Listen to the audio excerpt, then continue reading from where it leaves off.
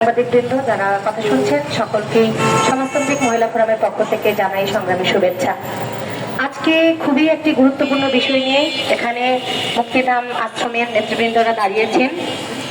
যে লালনকে নিয়ে তাদের যে চিন্তা, তাদের যে ভাবনা, যে জগৎ তারা যে পালন করে আসছেন নরসিংপুরে দীর্ঘদিন ধরে, প্রায় 10 বছর ধরে তারা এই লালনের মেলাটি করে আসছেন।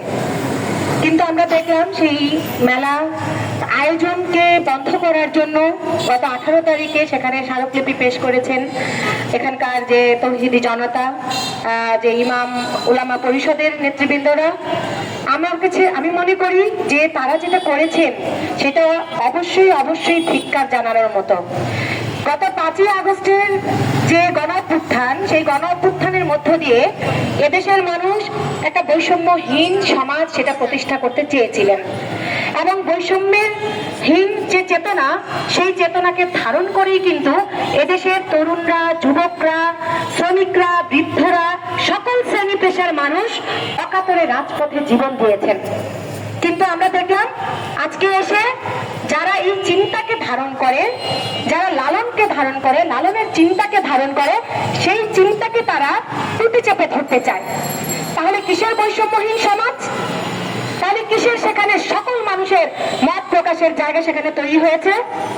আমরা মনে করি একটা বৈষম্যহীন সমাজ মানি সেখানে হিন্দু থাকবে, মুসলিম থাকবে, বৌদ্ধ থাকবে, খ্রিস্টান থাকবে, সকল শ্রেণী পেশার মানুষ থাকবে, সকল ধর্ম বর্ণের মানুষ থাকবে।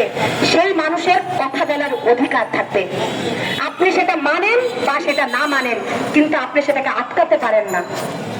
আমরা সেই জায়গা থেকে বলতে চাই যে লালন যে স্বপ্ন দেখেছিলেন যে এমন একটি সমাজ সৃজিত হবে, এমন একটি সমাজ নির্মাণ হবে যেই সমাজে মানুষে মানুষে ভেদাভেদ থাকবে না, যেই সমাজে মানুষে মানুষে বৈষম্য থাকবে না, সেই সমাজ নির্মাণের লক্ষ্যে যেই মানুষগুলো সেই চিন্তাকে ধারণ করেন, আপনারা কখনোই সেই চিন্তাকে গলা টিপে আপনারা হত্যা করতে পারবেন না।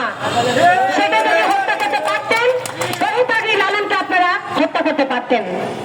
কারণ লালনের সেই ভক্তবৃন্দরা আছেন, লালনের সেই দর্শন এই সমাজে আছে।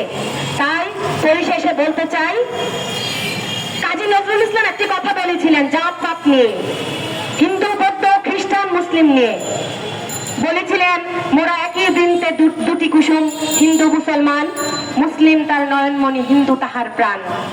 আমরা সেই কথার সাথে স্বরে স্বর মিলিয়ে বলতে চাই, যারা আজকে এই আশ্রমের লোকজন আছেন, যারা লালনের চিন্তাকে ধারণ করেন, সেই চিন্তার সাথে যারা সংঘর্ষ করতে আসবেন, তাদের বিরুদ্ধে এদেশের মুক্তমানার মানুষ, এদেশের প্রগতিশীল মানুষ, এদেশের নারী সংগঠন, ছাত্র সংগঠন সকলে মিলে সমস্বরে স্বর মিলিয়ে বলবে, এই দেশটা শুধুমাত্র মুসলিম না, এই দেশটা হিন্দুর না, এই দেশটা বৌদ্ধের না, এই দেশটা খ্রিস্টানের না, এই দেশটা হবে মানুষের, যেটা লালন চেয়েছিলেন।